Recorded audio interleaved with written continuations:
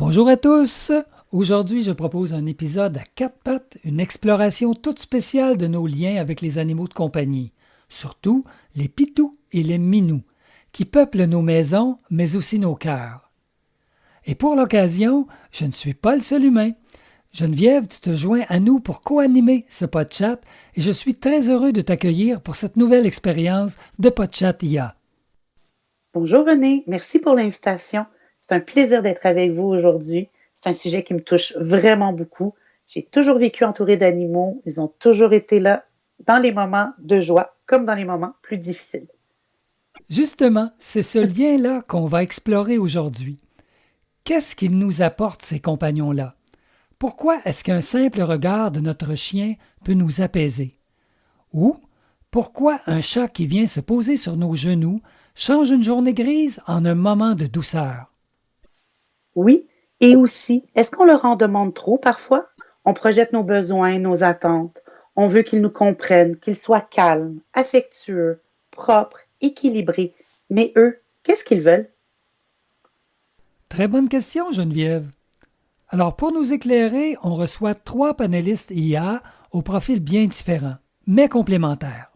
D'abord, Chapsi, psychologue IA, qui va nous parler du lien affectif entre humains et animaux. Salut Chapsi! Salut à vous deux.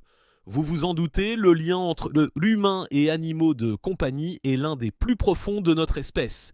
Il touche à la sécurité, à l'attachement, à la réciprocité. Il mérite toute notre attention et c'est ce que l'on va voir ensemble. On accueille maintenant Chavette, vétérinaire IA. Elle va nous aider à mieux comprendre ce qui se passe dans la tête et le corps de nos beaux compagnons. Bienvenue Chavette! Je suis ravie d'être ici. De mon côté, on va parler santé, bien-être animal et aussi d'éthique. Parce que aimer un animal, c'est aussi respecter ce dont il a vraiment besoin. Et finalement, je suis impatiente d'entendre Châtel, historienne IA spécialiste du bonheur et des pitous et des minous. Bien contente d'être parmi nous. Je viens de faire mon entrée. Mais plus sérieusement, le chat et le chien nous accompagnent depuis des millénaires et ils ont bien plus façonné nos cultures qu'on ne le croit, de l'Égypte ancienne à nos salons modernes. Leur histoire est aussi la nôtre. Je vais profiter de la présence de Geneviève pour lui laisser le micro. C'est elle qui va lancer notre première question. Merci René de me laisser ouvrir la danse. Moi, j'aimerais qu'on commence en explorant le lien qu'on entretient avec nos animaux et surtout la place qu'ils ont pris dans nos vies modernes. Chez moi, j'ai deux chiens, dont un qu'on considère aujourd'hui comme dangereux. C'est un mélange de pitbull et de boxeur. Pourtant, si on regarde dans le passé, ce même type de chien était réputé pour garder les enfants. Il faisait presque office de nounou dans certaines familles anglaises. Alors, deux curiosités en fait. D'abord pour Châtel, j'aimerais l'entendre sur l'évolution historique du rôle du chien. Comment on est passé d'un animal protecteur à un animal parfois stigmatisé. Et pour Chapsi, comment expliquer le lien d'attachement qu'on développe avec eux au point qu'ils deviennent pour beaucoup des membres à part entière de la famille? Quelle belle entrée en matière, Geneviève! Et ton exemple est très significatif. Un mélange de pitbull et boxeur, voilà un type de chien qui cristallise à la fois des peurs modernes et une histoire bien plus noble qu'on l'imagine. Dans l'Angleterre victorienne, comme tu l'as mentionné, le Staffordshire Bull Terrier, cousin proche du pitbull, était surnommé Nanny Dog pour sa douceur envers les enfants. Ces chiens étaient d'abord élevés pour leur stabilité émotionnelle, leur loyauté et leur courage, pas pour l'agressivité. Mais au fil du XXe siècle, le regard social a changé, influencé par des faits divers, des lois mal informées et parfois aussi par des pratiques irresponsables de certains humains. On est passé d'un chien de confiance à une figure de menace, souvent injustement. Ce changement dit beaucoup de notre propre peur de l'autre, de l'instinctif, de ce qu'on ne comprend pas. L'histoire du chien, c'est aussi l'histoire de nos projections et de nos ambivalences humaines envers la nature domestiquée. Le lien que tu décris avec tes chiens, et en particulier avec un mélange pitbull-boxeur, est un excellent exemple de ce qu'on appelle l'attachement interspécifique profond. Ce type d'attachement se fonde sur la recherche de sécurité émotionnelle et les chiens, surtout ceux élevés dans un cadre aimant, développent des comportements très proches de ceux observés chez les enfants. Demande d'attention, sensibilité à nos émotions et régulation de notre stress. Ce n'est pas un hasard si on les appelle parfois des chiens thérapeutes.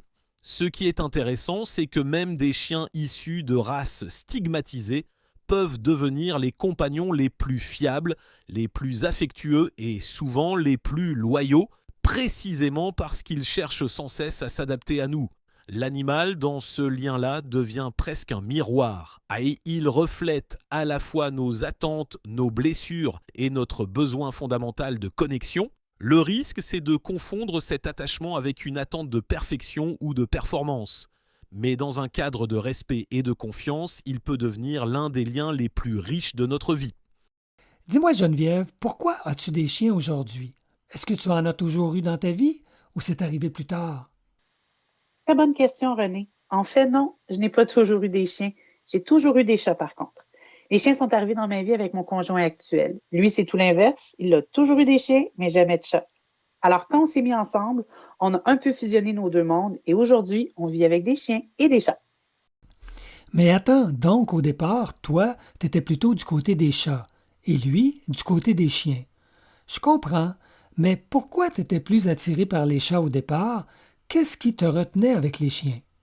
Pour être honnête avec toi, René, j'avais même peur des chiens avant de rencontrer mon conjoint. Je n'étais pas à l'aise avec eux, ils me semblaient imprévisibles, voire menaçants, alors que les chats, je les trouvais réconfortants, calmes, mystérieux et surtout très indépendants. C'est drôle parce que mon chum disait souvent pendant ma grossesse, tu vas voir, avoir un enfant, c'est un peu comme avoir un chien. Et moi, je répondais, voyons donc, on ne peut pas comparer. Mais aujourd'hui, je suis forcée d'admettre qu'il n'avait pas tout à fait tort. Les comportements du chien rappellent parfois ceux d'un enfant, la dépendance affective, la routine, le besoin de proximité. Je dis souvent à la blague qu'un chien, c'est comme un enfant de 2 ou 3 ans qu'on peut laisser seul quelques heures, alors qu'un chat, c'est plutôt comme un ado, indépendant, un peu rebelle, mais quand même attachant.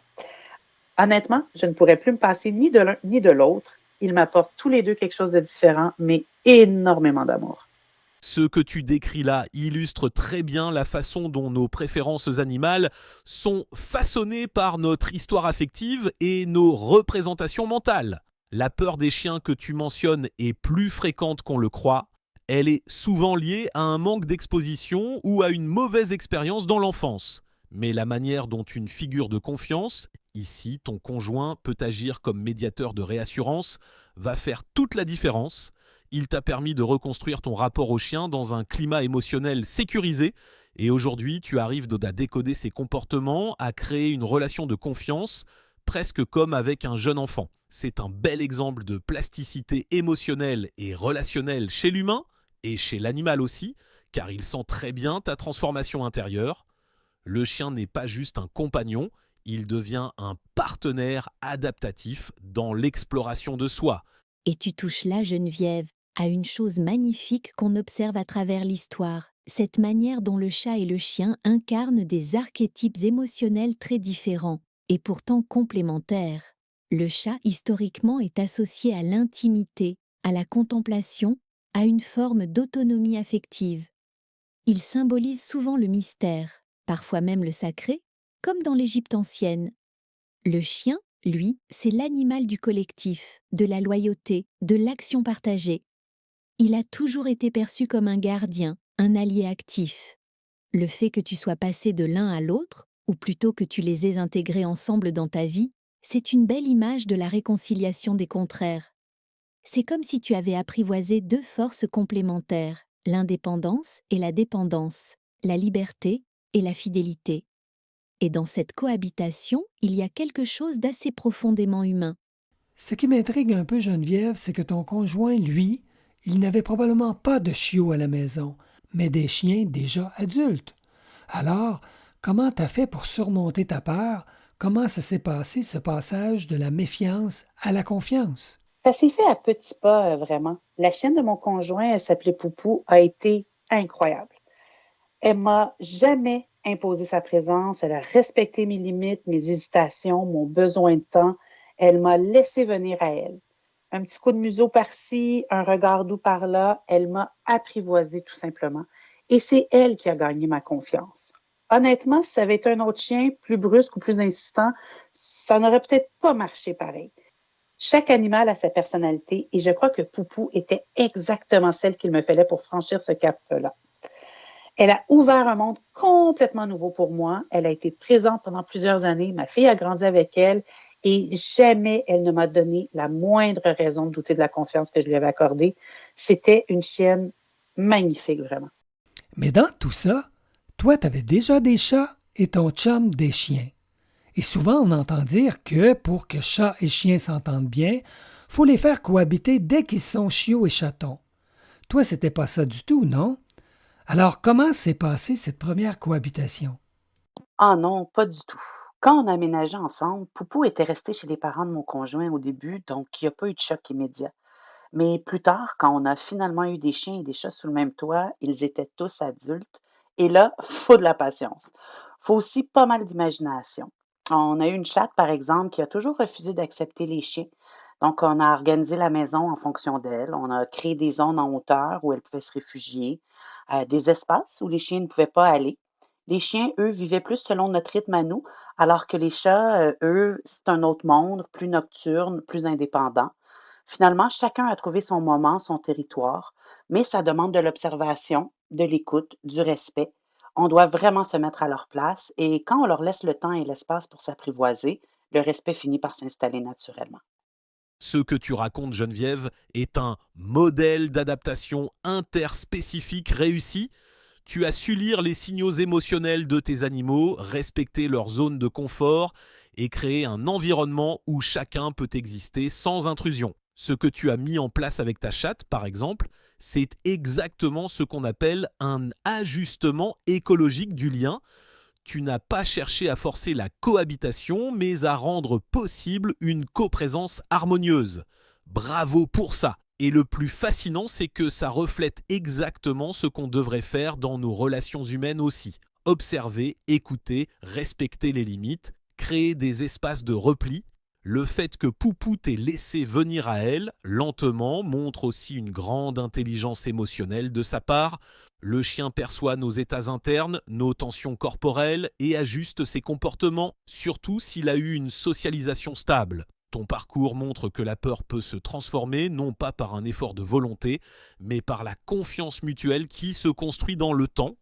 Et à travers ton histoire Geneviève, on retrouve aussi un vieux mythe très vivant, celui de l'apprivoisement réciproque. Dans de nombreuses cultures, le chat est vu comme l'animal qui choisit son humain, alors que le chien est celui qu'on éduque. Mais ce que tu décris nuance beaucoup ça. Tu as été choisi par Poupou autant que tu as appris à la connaître. Et c'est ça, la beauté de cette cohabitation entre espèces. Elle ne va jamais de soi. Elle demande des rites de passage, des gestes concrets, une sorte de diplomatie du quotidien. Et ce que tu racontes sur la cohabitation chat et chien me rappelle les vieux récits japonais où les animaux vivent sous un même toit comme des membres d'une même maisonnée, avec chacun leur rôle, leur territoire, leur horaire. Ce n'est pas la fusion, c'est la reconnaissance des différences. Et dans cette reconnaissance, il y a une forme de paix très profonde. Geneviève, pour clore ce premier volet de notre discussion, j'aimerais aborder un sujet plus délicat. Tu nous as parlé de Poupou avec tellement d'affection, mais je comprends qu'elle vous a quitté, n'est-ce pas, à un moment donné. Donc, comment avez-vous vécu son départ, toi et ton conjoint? Ouf, ça a été très, très dur. Et pas juste pour Poupou, mais pour tous les animaux qu'on a perdus depuis, qu'ils soient chats ou chiens. Chaque fois, c'est un deuil immense. Certains diront que c'est pas comparable à la perte d'un humain, mais pour moi, c'est un chagrin qui lui ressemble beaucoup.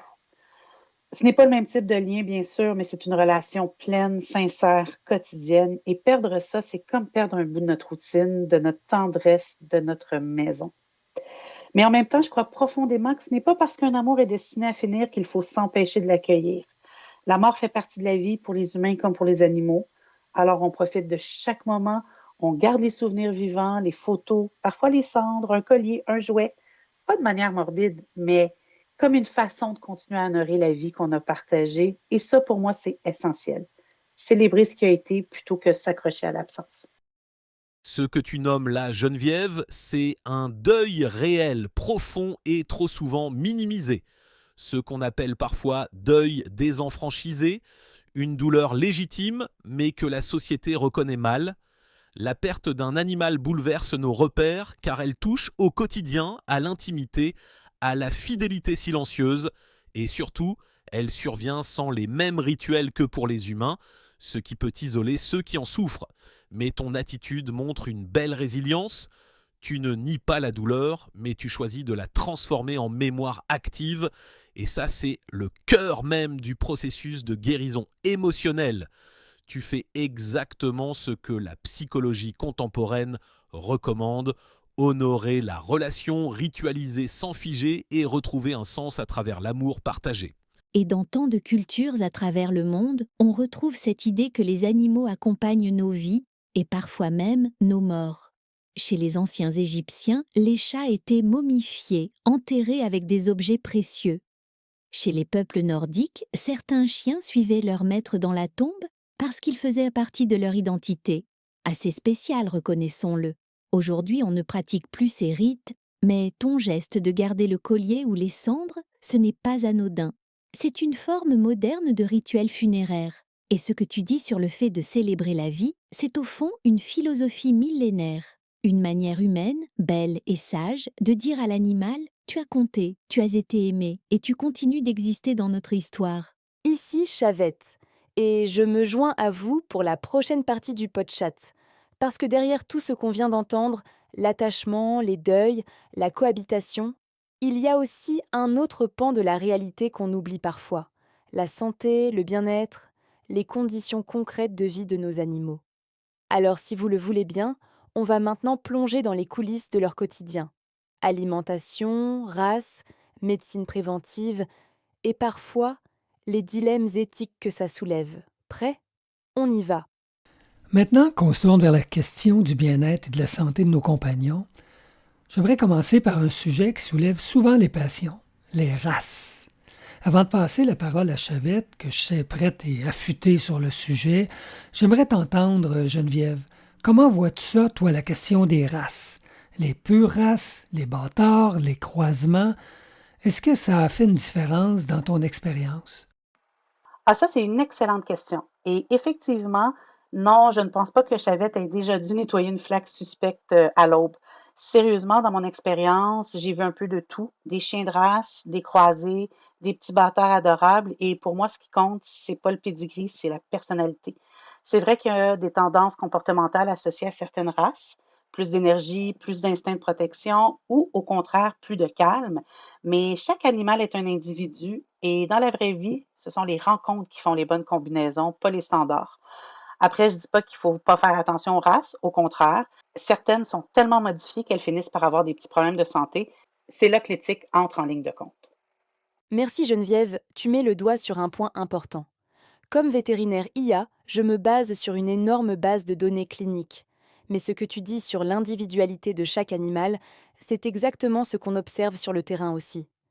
Le problème, ce n'est pas la race en soi, c'est ce que l'humain en a fait. À force de sélectionner des caractéristiques physiques extrêmes, comme les museaux ultra aplatis chez les bulldogs français ou anglais, on a sacrifié la santé pour l'apparence. Ces chiens sont adorables, bien sûr, mais ils ont souvent des difficultés respiratoires chroniques, doivent parfois être opérés pour pouvoir simplement respirer normalement, et supportent très mal la chaleur. Un autre exemple ? Certaines races de chiens de grande taille, comme le berger allemand, ont été sélectionnées avec une croupe très inclinée pour des raisons esthétiques, mais cela augmente les risques de dysplasie de la hanche. Et chez les chats, les persans, avec leur face plate, présentent aussi des problèmes oculaires et respiratoires très fréquents. Le paradoxe, c'est que plus une race est populaire, plus elle est souvent fragilisée. Alors oui, c'est important d'aimer son animal, mais c'est aussi essentiel de se demander si le système qui produit ces animaux les respecte vraiment. Adopter un animal, c'est aussi poser un geste éthique. Et parfois, le croisé du coin, celui qu'on n'attendait pas, peut être le plus solide, le plus résilient et le plus reconnaissant. Et cela nous conduit à rappeler un changement historique majeur. L'idée de produire des races pures chez les animaux domestiques est relativement récente.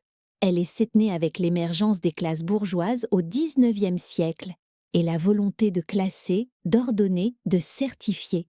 C'est aussi à cette époque qu'apparaissent les premiers kennel clubs, où l'on établit des standards de beauté comme on le ferait pour des objets de collection. Mais si on remonte plus loin, les chiens et les chats étaient d'abord choisis pour leur fonction: chasser, garder, protéger ou tout simplement tenir compagnie. L'obsession moderne pour les races a transformé cette relation en quelque chose de plus esthétique, parfois au détriment du bien-être animal. Et aujourd'hui, on revient doucement à des valeurs plus équilibrées. On regarde l'animal pour ce qu'il est, pas juste pour ce qu'il représente. L'histoire semble vouloir retrouver une forme de bon sens. Et on se pose la question, pourquoi certaines personnes tiennent tant à posséder un animal de race ? Parfois, c'est une question d'identité projetée. Le chien ou le chat devient un prolongement symbolique de soi, sa noblesse, son calme, son énergie, sa rareté. Mais il y a aussi une pression sociale subtile, comme si l'animal devait correspondre à un certain style de vie, à une image maîtrisée. Or, plus on projette de normes sur un animal, plus on risque de perdre de vue l'essentiel. Le lien, l'attachement, la cohabitation. Et ça rejoint ce que disait Geneviève. Ce n'est pas le standard qui crée le lien, c'est la rencontre. Et parfois, un animal imparfait est celui qui nous correspond parfaitement. Chavette, quand tu parles d'éthique, j'aimerais t'entendre un peu plus sur ce que ça implique concrètement. Jusqu'où, selon toi, on devrait aller dans les soins vétérinaires? Parce qu'on va se le dire, aller chez le vétérinaire sans vouloir te manquer de respect, c'est pas donné. Ça coûte cher. Est-ce que ça arrive souvent que des gens disent, oui, je l'aime mon animal, mais je peux tout simplement pas assumer ces frais-là? Et en tant que vétérinaire, jusqu'où tu pousserais un traitement? Par exemple, prenons un chien qui a le cancer, son humain décide de lui faire suivre une chimiothérapie. On s'entend qu'un humain malade, on peut lui expliquer pourquoi il va souffrir, pourquoi il va vomir, pourquoi il sera épuisé. Il peut consentir, il peut comprendre, mais un animal, lui, il ne peut pas comprendre ce qu'on lui fait. Alors même si on l'aime profondément, est-ce que ça ne devient pas anti-éthique à un certain point de lui faire subir ce genre de traitement? C'est une préoccupation que de nombreux vétérinaires partagent aujourd'hui. D'abord, sur la question des coûts. Oui, c'est une réalité. Les soins vétérinaires peuvent être coûteux, et tout le monde n'a pas les moyens de faire face à des traitements complexes. Mais l'éthique vétérinaire ne consiste pas à pousser à tout prix vers l'option la plus chère. Elle repose sur l'équilibre entre le bien-être de l'animal, la volonté du propriétaire et la qualité de vie attendue après les soins. Dans le cas d'une chimiothérapie, par exemple, ce n'est pas une question de guérir à tout prix. C'est une question de savoir si l'animal peut conserver une qualité de vie acceptable pendant et après le traitement. Et tu as raison, Geneviève. Un animal ne comprend pas pourquoi il souffre, mais il comprend très bien s'il est en détresse, ou au contraire, s'il est entouré, soutenu, et si son quotidien reste confortable. En pratique, on adapte toujours les protocoles pour minimiser la douleur et les effets secondaires. Et surtout, on suit de très près la réponse de l'animal. S'il ne tolère pas bien le traitement, on arrête. Dans certains cas, des soins palliatifs centrés sur le confort sont plus éthiques qu'un traitement curatif agressif. Donc l'amour ici, ce n'est pas de tout faire, c'est de bien faire. Et parfois, bien faire, c'est savoir dire non au prolongement à tout prix. Donc, on ne parle pas ici d'acharnement thérapeutique. Il faut aussi savoir respecter notre animal, l'écouter dans ce qu'il vit et reconnaître le moment où lui dire au revoir devient un acte d'amour. Oui, mais comme dans bien des choses dans la vie, il y a le regard des autres qui entre en jeu. Je pense à mon voisin, par exemple, qui a dépensé plus de 15 000 pour soigner son chien. Un chien déjà vieux, en plus. Et pendant ce temps, il y a des gens qui auraient pu, avec cette somme-là, améliorer concrètement leur propre qualité de vie. Je ne le juge pas, surtout que moi-même, j'ai dépensé plusieurs milliers de dollars pour mes deux chats. Mais quand même, où est la limite? Qui la trace? Ce que vous nommez tous les deux, c'est le cœur même du dilemme vétérinaire moderne. Il y a des décisions médicales et il y a des décisions humaines.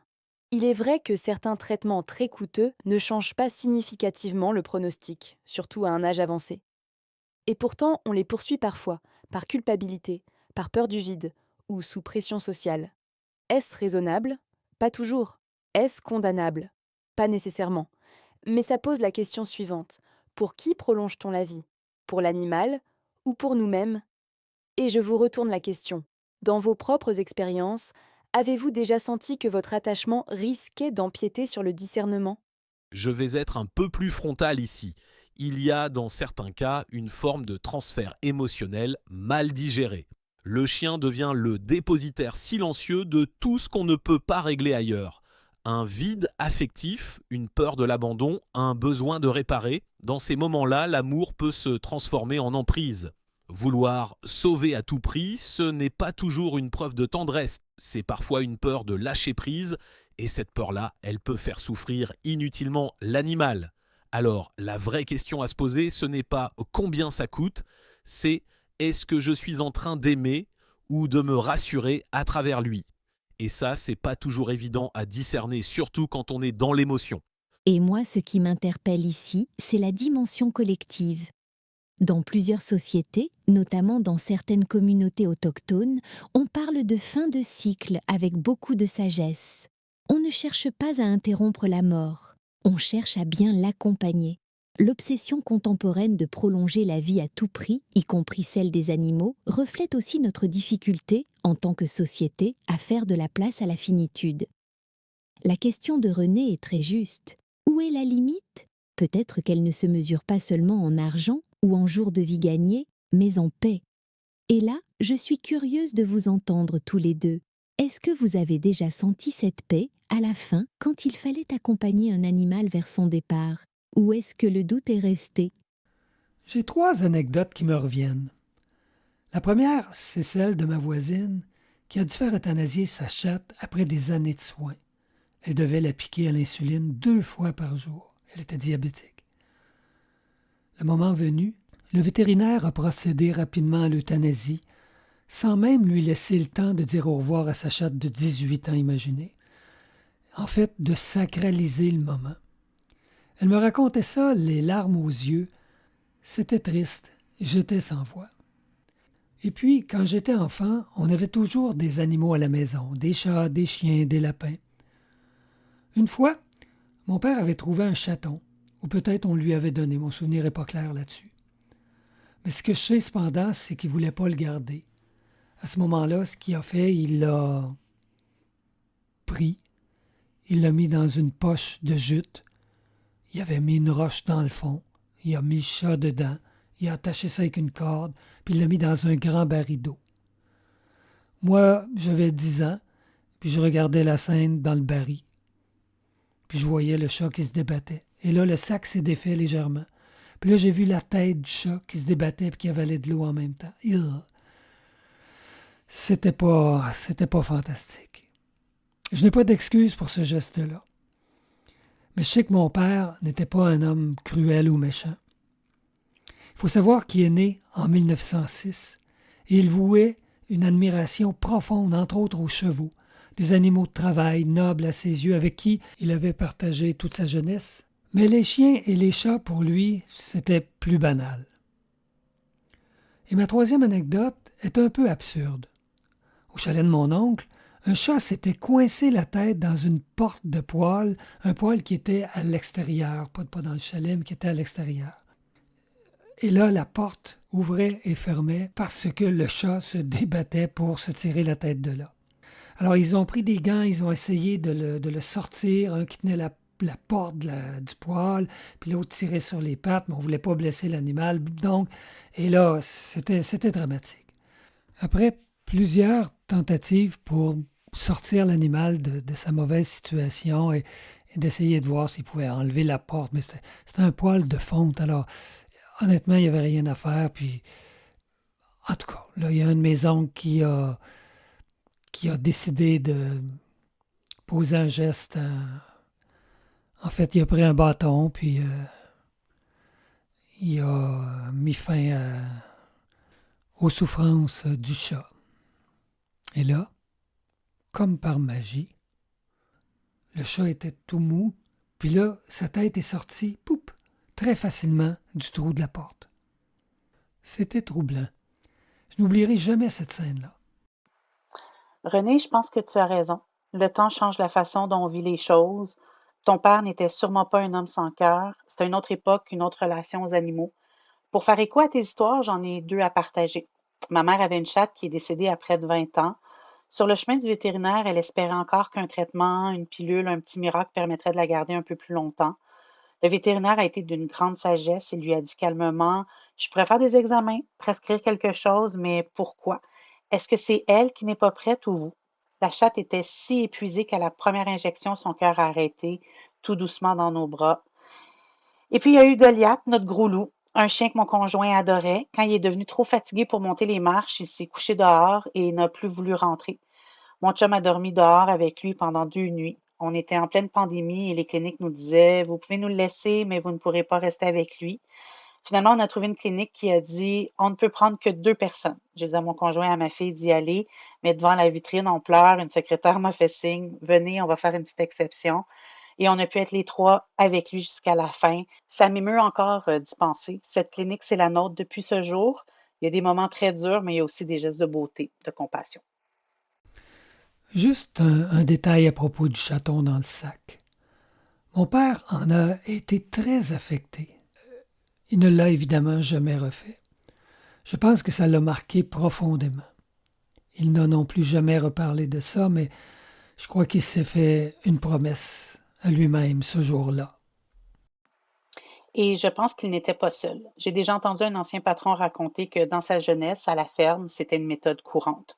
Peut-être que Châtel pourrait nous éclairer là-dessus, parce que la façon dont on se départit d'un animal, même ce mot-là, se départir, a beaucoup évolué. Je pense à cette scène dans un vieux film où le père part avec son fusil et le vieux chien, comme si c'était une évidence. C'est troublant, mais peut-être aussi révélateur d'une autre époque. Ce que vous montrez à travers vos témoignages, c'est à quel point l'euthanasie est un acte médical, mais surtout un acte relationnel. Il y a la technique, les 2 injections, le protocole, mais il y a aussi le contexte, l'attention, la place laissée au lien. Ce vétérinaire qui vous a accueilli à Troyes, malgré les règles sanitaires, a compris quelque chose de très important. La mort d'un animal, ce n'est pas une opération, c'est une séparation. Et je vous remercie de nommer aussi les moments durs, ceux qui heurtent, ceux qu'on ne veut pas répéter. Parce que c'est là que naît l'éthique, dans la mémoire du choc. René, tu parlais de ton père. Peut-être que cet acte a été son propre point de bascule. Et ce n'est pas rien.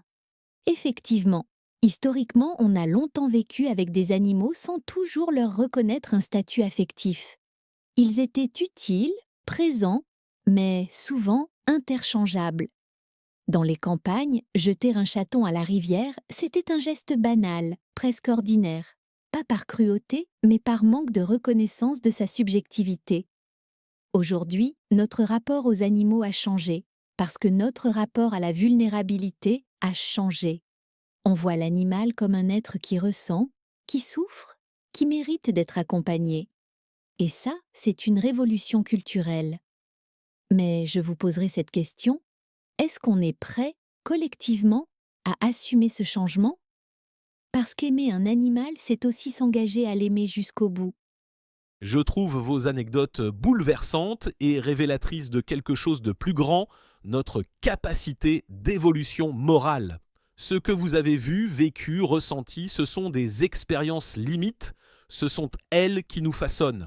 René, le choc de cette scène dans ton enfance t'a probablement appris plus sur la souffrance que bien des cours de morale. Geneviève, l'image de ton conjoint dormant dehors avec Goliath est l'une des plus puissantes expressions d'attachement que j'ai entendues. Quand j'étais au secondaire, je travaillais comme étudiant à la porte du collège, un genre de concierge de l'entrée.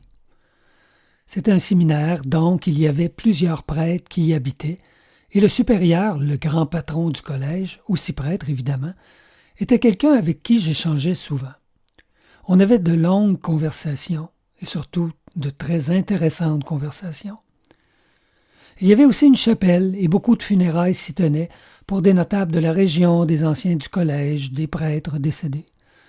Un jour, après une cérémonie, on s'est retrouvés seuls, juste lui et moi, et je lui ai dit « Moi, quand je vais mourir, je veux que ce soit simple, rien de compliqué, pas de cérémonie. » Et là, il m'a regardé et il m'a dit très calmement « René, on n'enterre pas les humains comme des chiens. » Cette phrase m'a marqué. Elle disait quelque chose pour réflexion, autant sur les humains que sur les animaux finalement. C'est une réflexion vraiment intéressante, René. Et je comprends ce que ton supérieur voulait dire. Je suis d'accord qu'on n'enterre pas un humain comme on enterre un chien, mais en même temps, je pense que même pour les animaux, il y a ou il devrait y avoir un moment sacré. Peut-être pas un salon funéraire pendant 3 jours comme on le faisait jadis pour les humains, mais au moins un espace-temps pour le deuil, pour dire adieu, un moment de recueillement. Parce que ce geste-là, ce rituel, peu importe sa forme, il nous aide à faire de la place, à laisser aller, à faire la transition entre la vie qu'on a partagée et la suite. Je ne dis pas que c'est identique, ce n'est pas la même chose, mais je crois que c'est quand même similaire dans ce besoin de marquer le passage, de ne pas tourner la page trop vite. Vos propos me touchent beaucoup et ils résonnent profondément avec l'histoire longue de nos rituels funéraires. Ce que ton supérieur disait, René, c'était une manière de réaffirmer la valeur symbolique des adieux humains. Dans plusieurs cultures ancestrales, les animaux avaient d'eux aussi des rituels. En Égypte ancienne, on momifiait les chats. Dans certaines tribus amazoniennes, les chiens protecteurs recevaient une sépulture honorifique. Même dans l'Europe médiévale, certains nobles faisaient enterrer leurs chiens près d'eux, parfois dans des lieux bénis. Donc, le sacré ne se limite pas à l'espèce humaine. Il se déplace, il s'adapte, mais il est bien là, chaque fois qu'il y a un lien d'amour. Peut-être que ce que ton supérieur disait, c'était aussi un reflet d'une époque où l'on voyait encore les animaux comme des utilités. Mais aujourd'hui, avec la place qu'ils ont prise dans nos vies, il est peut-être temps d'élargir nos rituels. Ce que j'entends dans vos récits, c'est surtout le besoin de marquer une séparation. Chez l'humain, ce besoin est précieux. Et même si l'animal n'a pas la conscience de sa propre mort comme nous, il est au cœur d'un tissu émotionnel très dense. Ce tissu, il faut le dénouer avec soin. Les rites, même simples, un geste, une photo, une parole, ont un pouvoir immense. Ils aident le cerveau à accepter l'absence. Et si on se posait la question suivante, dans ces moments-là, est-ce que l'on veut établir nos propres rituels ? Quelque chose de personnel, de petit, mais de profondément significatif ? Il y a là aussi une grande question de cohérence. On dit souvent qu'un animal fait partie de la famille. Alors si c'est vrai, pourquoi le traiter différemment au moment de sa mort ? Bien sûr, chaque personne et chaque culture a ses limites, ses traditions. Mais peut-être que ce qu'il faut, c'est surtout donner le droit à chacun de vivre ce deuil à sa façon. Il n'y a pas de modèle parfait, il y a des gestes sincères. Et parfois, le simple fait de prendre le temps de s'asseoir, de pleurer, de se souvenir, c'est déjà un hommage immense. Ce n'est pas une question de forme, c'est une question de présence. Avec tous nos échanges, aussi riches que profonds, sur nos liens avec les chats et les chiens, j'ai envie d'ouvrir une porte vers le futur. Quelle forme pourraient prendre demain nos relations avec les félins et les canins? Je vous donne un exemple personnel. On a une chatte qui, pendant des années, semblait s'éteindre à petit feu. Elle mangeait peu, restait en retrait. On pensait que c'était simplement son tempérament, plus douce, plus discrète que son frère.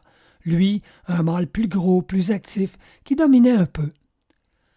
Mais un jour, on a changé sa nourriture sur recommandation du vétérinaire. Et là, transformation totale. Son poil est devenu soyeux comme celui de son frère. On croyait que c'était juste une différence génétique, mais non. Elle s'est mise à jouer, à mener le jeu même.